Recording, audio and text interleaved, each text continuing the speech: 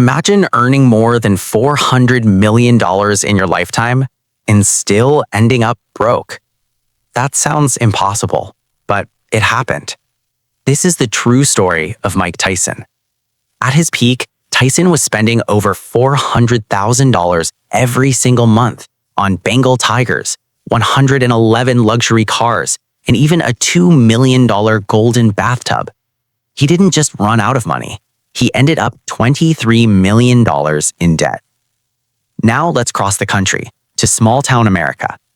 Ronald Read was a janitor and gas station attendant. He never earned a big salary. He wore old clothes, drove a used car, and lived a quiet life most people overlooked.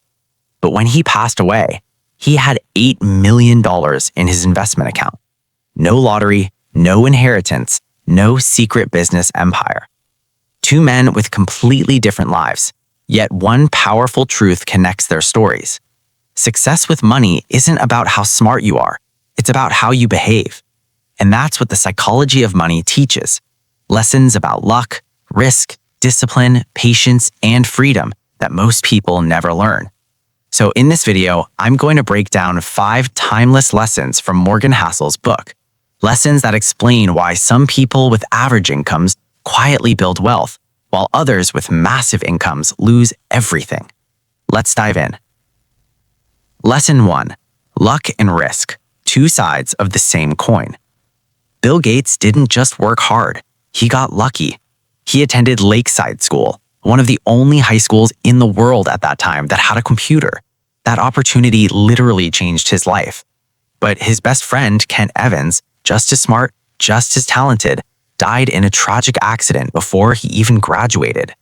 Same environment, same potential, very different outcomes. That's life.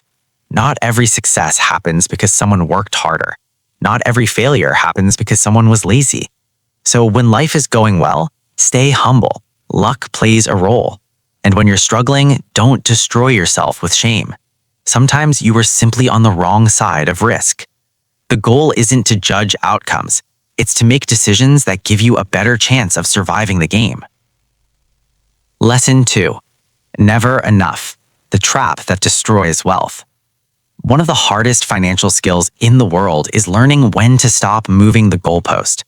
In America, especially, we're constantly surrounded by comparison. Someone always has a bigger house, a nicer car, a faster lifestyle. And when enough keeps shifting, people start taking huge risks with the money they already need just to chase money they don't even want. Rajat Gupta is a perfect example.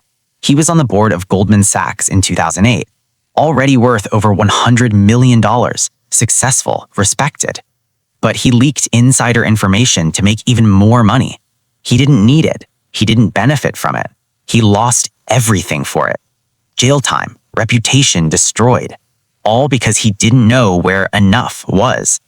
As Morgan Housel says, never risk what you have for what you don't have and don't need. Wealth isn't measured by what you own. It's measured by what you're willing to walk away from. Lesson 3.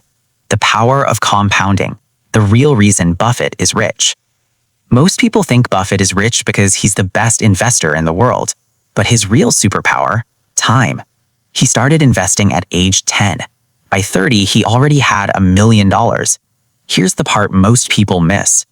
Over 99% of his wealth came after age 50. About $90 billion came after age 65. Buffett didn't get rich by chasing crazy returns. He got rich by never quitting the game. If he had started investing at 30 and retired at 60 like most people, he'd be just another successful investor, not a legend. That means you don't need perfect timing. You don't need the best stock picks. You don't need to be a genius. You just need consistency and time. Compounding only works if you stay in the game long enough for it to matter. Lesson 4. Getting rich versus staying rich. Getting rich and staying rich require two completely different mindsets. To get rich, you need optimism, belief, risk. But to stay rich, you need humility, caution, survival. Look at Jesse Livermore. In 1929, during the stock market crash, he made $100 million in a single day. an unbelievable fortune at that time. But he kept betting bigger, kept chasing risk. 4 years later, he lost everything. Meanwhile, Warren Buffett took the opposite approach. He never tried to win the game in one big move. He focused on never getting knocked out. He stayed conservative, kept cash reserves, lived below his means. 14 recessions later, he's still standing. In money, survival is the greatest strategy because compounding only works for the people who are still here. Lesson 5. Freedom, the real goal of money. The greatest benefit of money isn't cars, houses, or status. It's control over your time. The ability to wake up and say, I don't have to do anything today that I don't want to do. That is real wealth. Savings aren't just unused money. They're freedom tokens.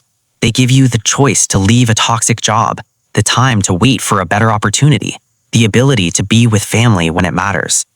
Money isn't about impressing people. It's about building a life you don't need to escape from. Wealth is what you don't see.